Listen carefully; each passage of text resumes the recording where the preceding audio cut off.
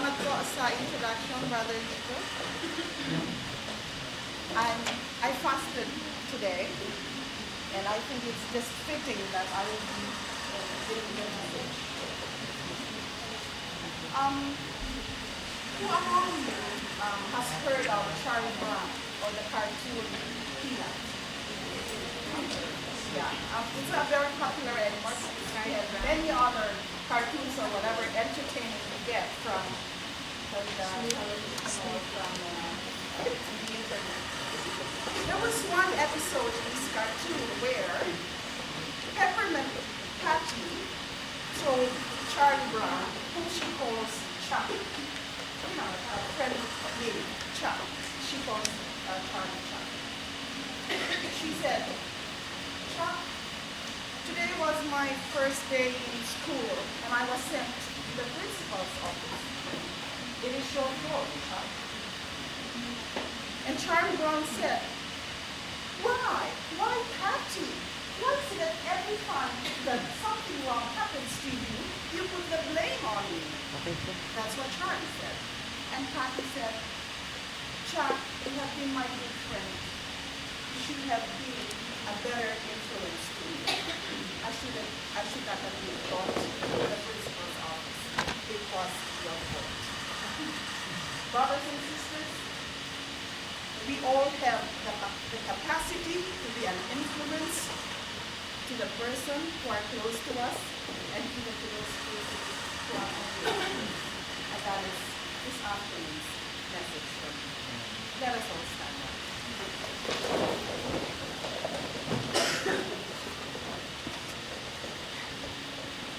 Dear Lord God, we know that you are in our presence. We acknowledge your holy and mighty presence. We are blessed with you, Lord. This afternoon, you are again extending our territories. Please lay your hands on us. Please, that you will free us from evil and that we may not cause no pain to anyone. Lord, for this afternoon, please use me as your mouthpiece, your channel, Lord. The words that I will be imparting to the brethren this afternoon are your very words, Lord, while you were treading on the sea of Galilee. Let me be able to impart this in the best way I can, Lord, so that we will understand what the meaning of this very beautiful message you have given us. Lord God, it is only through your wisdom, through your anointing, your understanding, that I will be able to do this. And this I ask in the mighty name of Jesus, with the guidance of the Holy Spirit. Amen.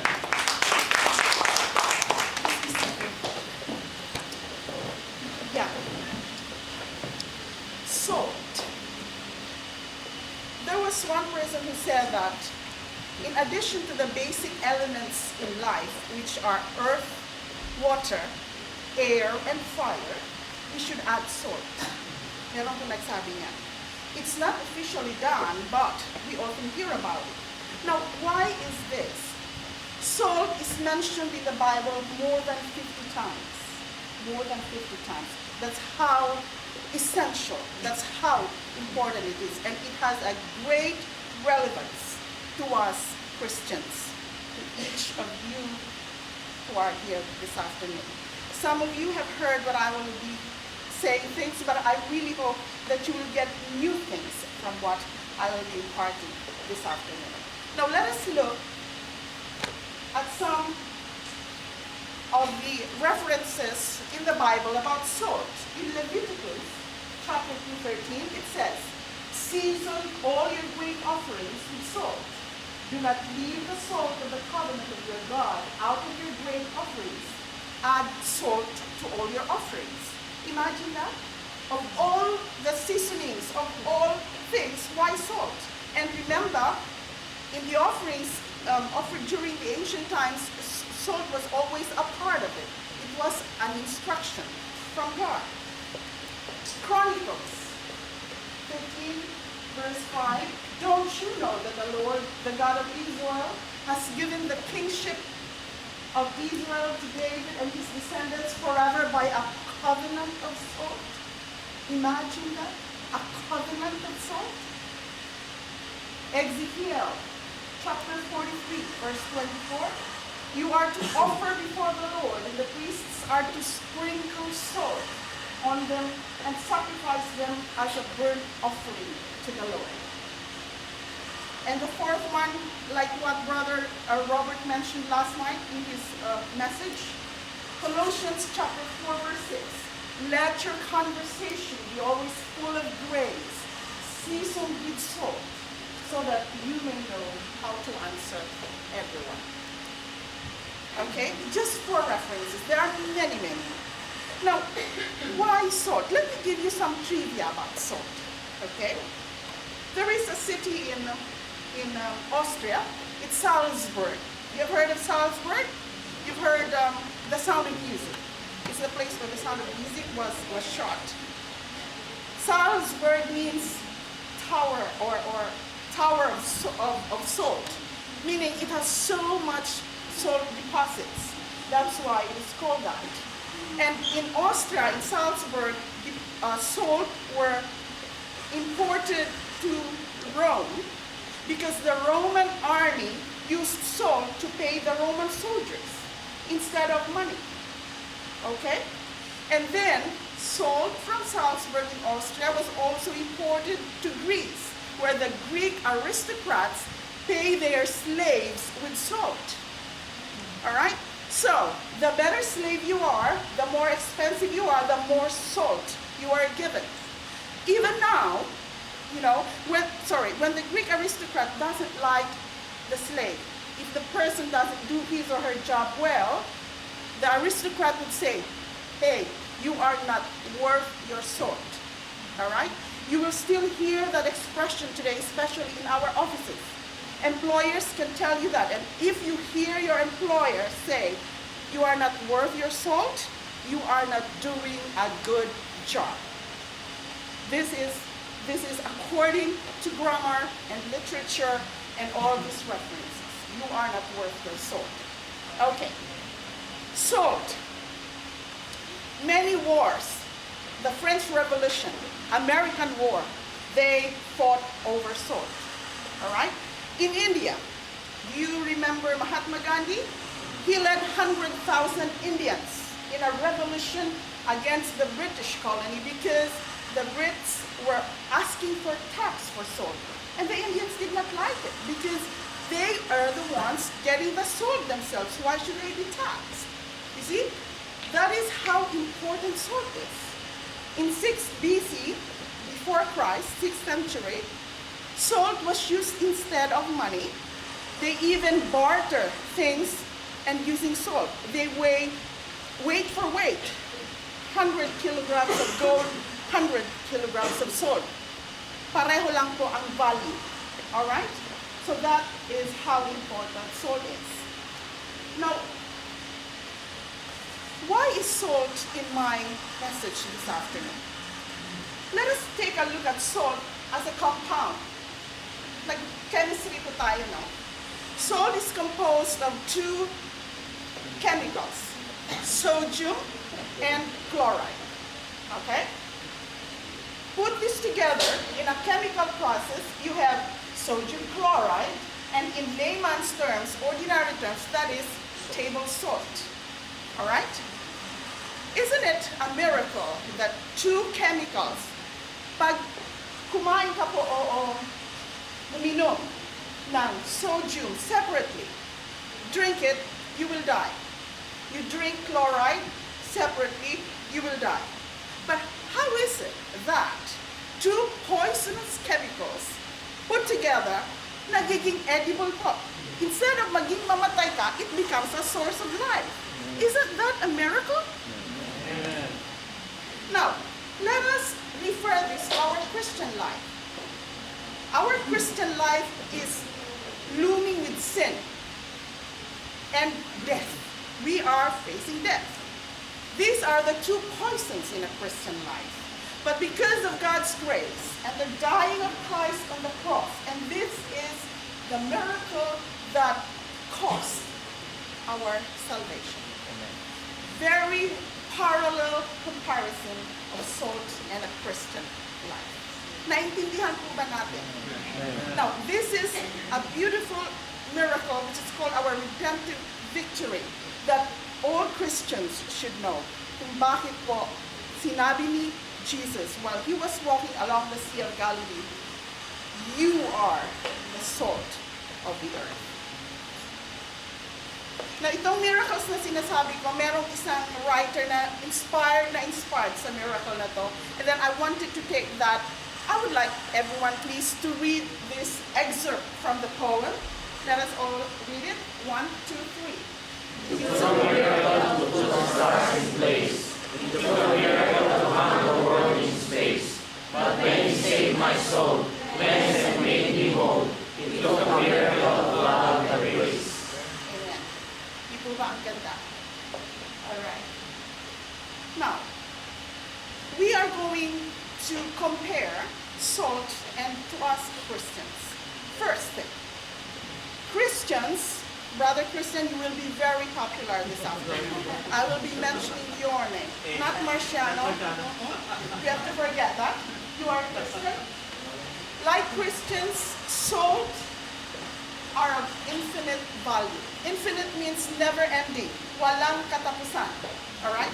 Like what I've said before, salt has its value which has no end. Right?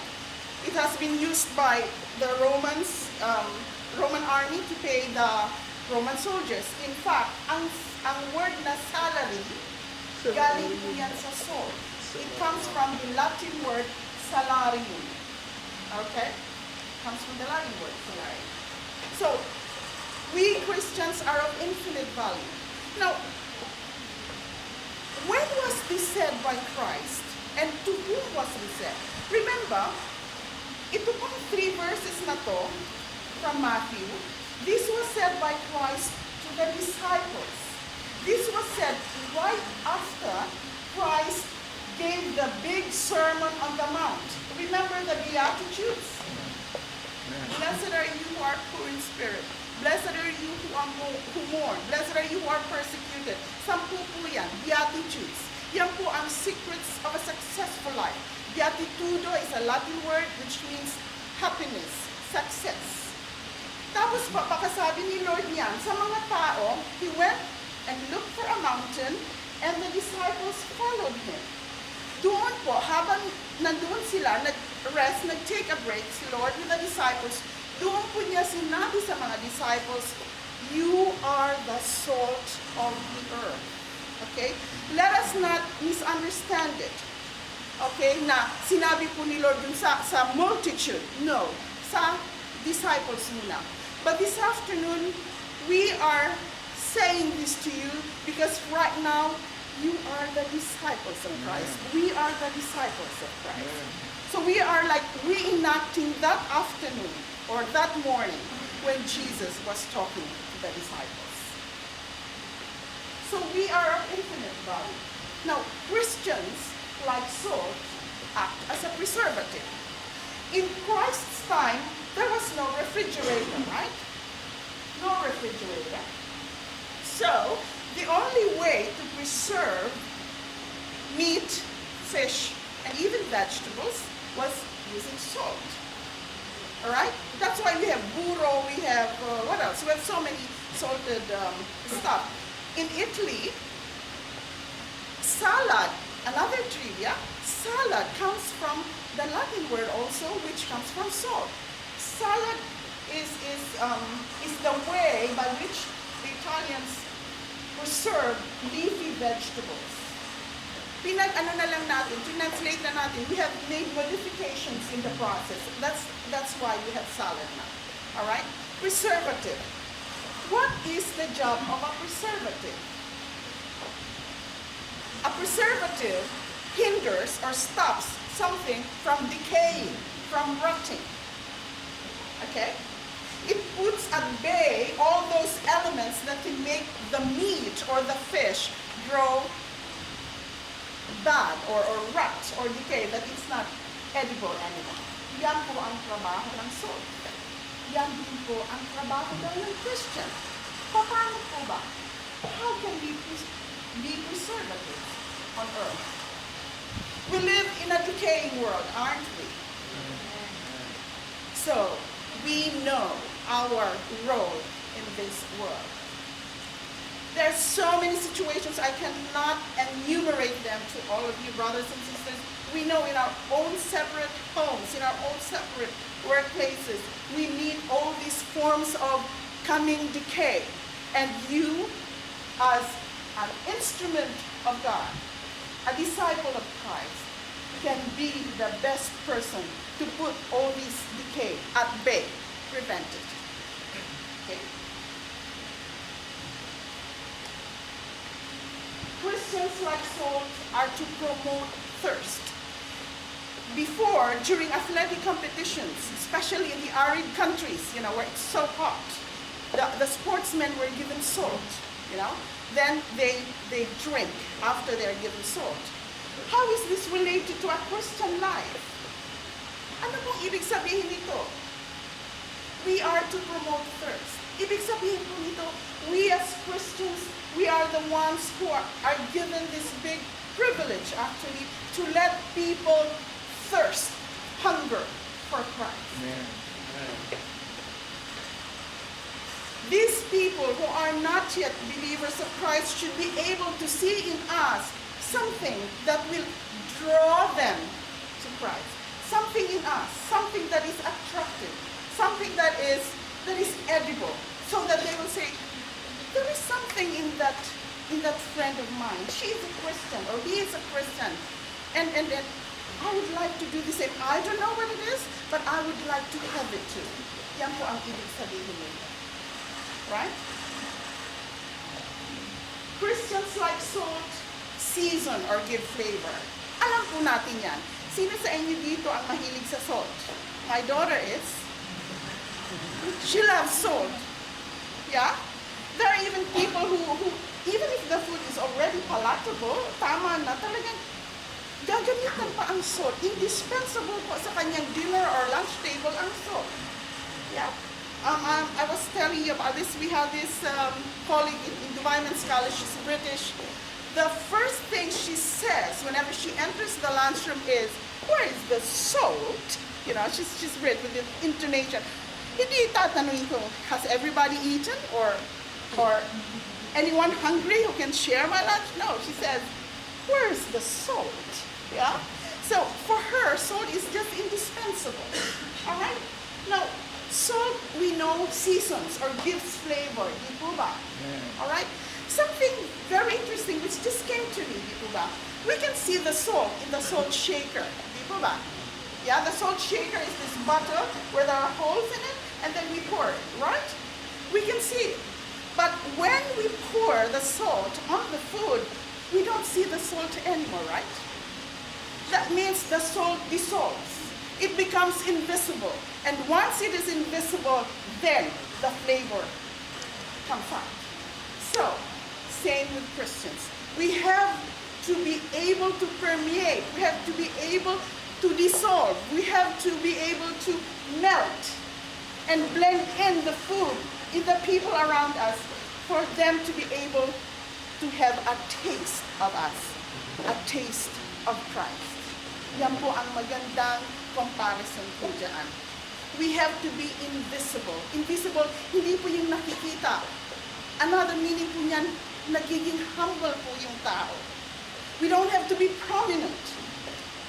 Yan po ang big meaning ng salt dito. Bakit pinili po ng Jesus ang salt? Because it is so humble. It is an ordinary white particle. It's nothing big. It's small. Yet, it is powerful. Christians like salt irritate on wounds. Di ba may mga anak po kayo, whenever the child stumbles and he or she gets wounded, right? If we don't have an antiseptic at home, we can use salt. And it irritates, right? It irritates. It is an antiseptic, okay? Just like as Christians, we have to serve as moral antiseptics. Alam niyo po ba ang ibig sabihin yun? Alam po ba natin kung ano ang wounds? Alam po ba natin kung ano ang bruises? At ano ang antiseptic? Pag may nakikita po tayong mga kapatiran na medyo naliligaw ng landas, yan po ay isang wound. Ikaw po ay yung moral antiseptic. Go to that person. Do something. Say something. Yeah. It might hurt the person. That is expected. It might hurt the person, but you are doing your moral obligation, a spiritual obligation to God. Amen. Yan po ang ibig sabihin niya. Christians like salt cleanse and heals. Sa dishwasher po, may nilalagay po ng salt. Okay, dishwasher salt. What does that dishwasher salt do? It softens the water so that that water will be able to remove the lime deposits. Okay? At ang plato at baso po natin, they will all be cleaned better. Alright? Again, salt is the catalyzing agent po. So it cleanses, it makes it clean, and it heals. Yung healing na napapabuti ulit. Alright? Na-restore ang beauty ng dishes. The same with Christians. That is one of our moral duties. Christians, like salt, can lose their usefulness. Very important po ito. There were times when the salt deposits during Christ's time were taken from the Dead Sea. Ito po yung mga salt na very impure. Kasi over the years, yung salt po doon sa ocean, nagmi-mix na po sa lahat ng impurities ng ocean. Meron ng sand doon, meron ng kung ano-ano pa po na nagmi-mix together with the salt. So that pure salt becomes impure. Alright? And that impure salt no longer has the potency, no longer has the saltiness. Alright? Tayo rin po Christians, we have the tendency to be like that. At times po, nagiging complacent tayo. Minsan, nagiging makalimutin. Right? Minsan, nai-influence po tayo ng world. So much of the world that we forget that we are the salt of this earth. Yan po ang ibig sabihin niya. Christians like salt must have contact to help and influence. Okay. If the salt remains in the salt shaker, at saka yung meat mo o isda mo ay nasa kusina, nasa shelf, nasa dish, wala naman pong mangyayaring preservation, di po ba? The salt should be rubbed on the meat. Dapat lalagay mo sa meat. Over and over again, lalagyan mo siya ng enough amount of salt so that you will know that it's the preservative. Yeah? Same with the fish. The same thing po sa Christian. If we, being the salt of the earth, are just in our own small, comfortable corners, boxes, we are not going out in contact with other people, especially those who are still non-believers, we are not doing our big role as salt of the earth. Yan po ang ibig sabihin niya. We have to be in contact with people, especially the lost ones, the underprivileged, those who still do not know Christ.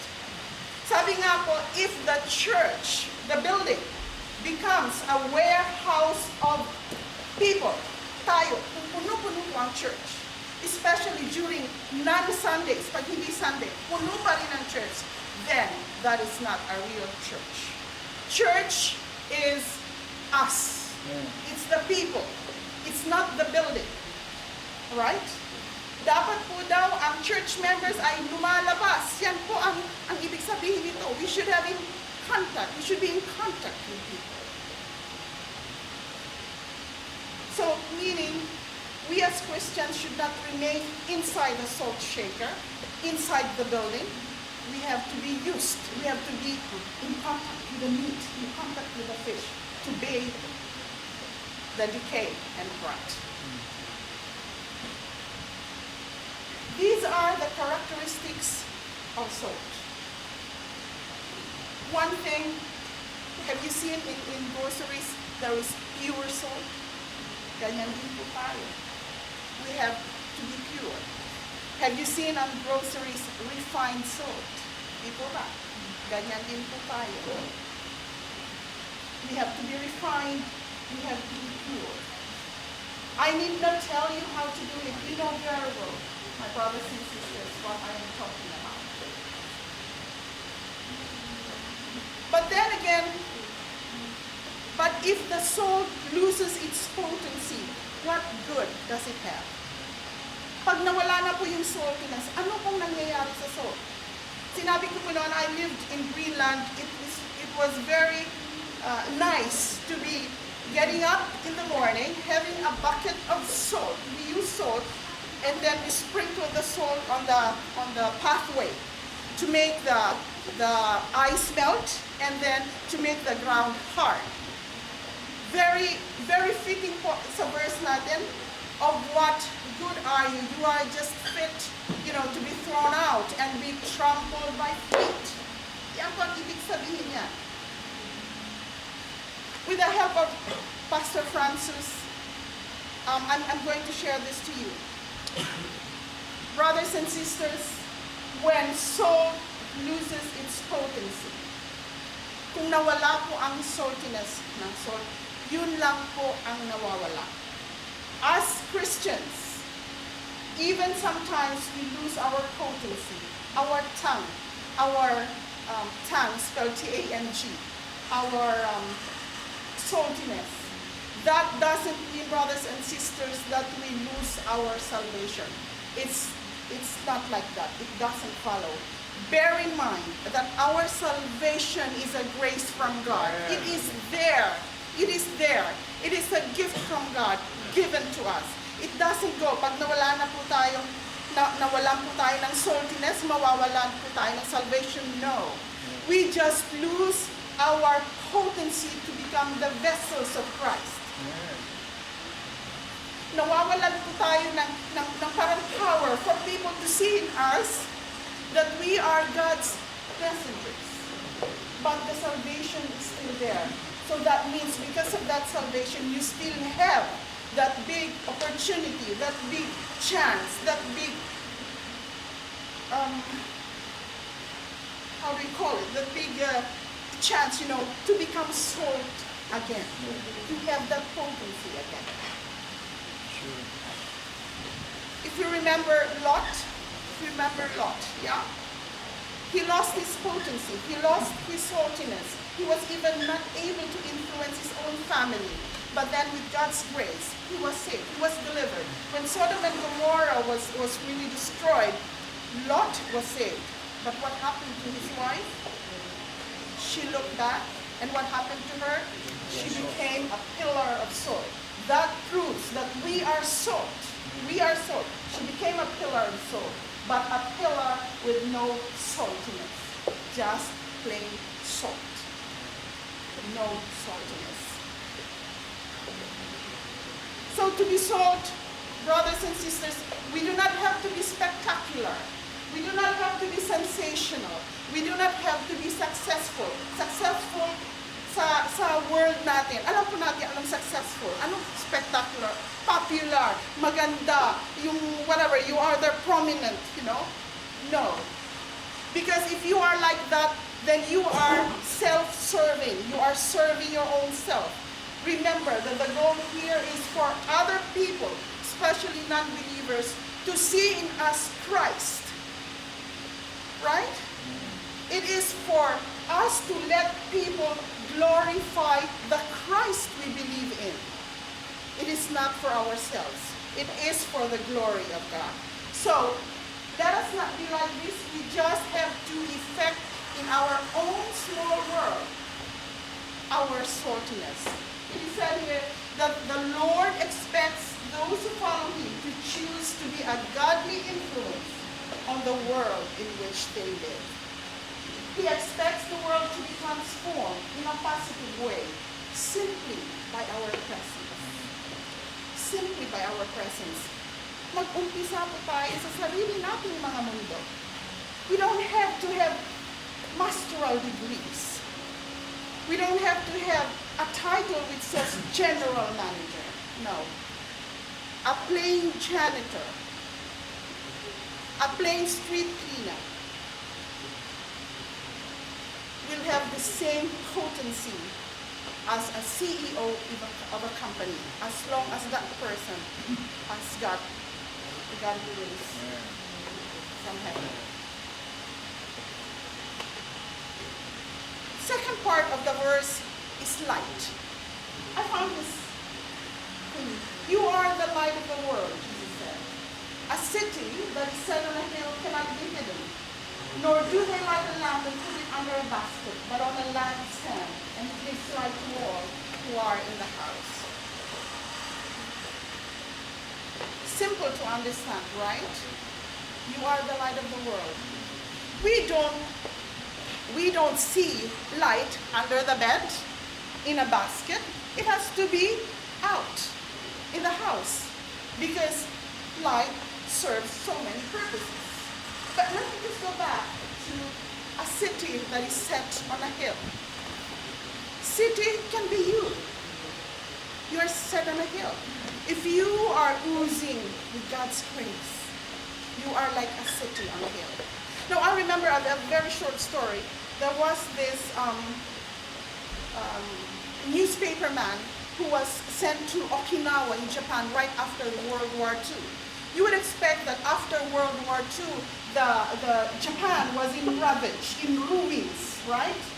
However, this newspaper man was driven by this Japanese driver to a village in the midst of the ruins in Okinawa. A small village.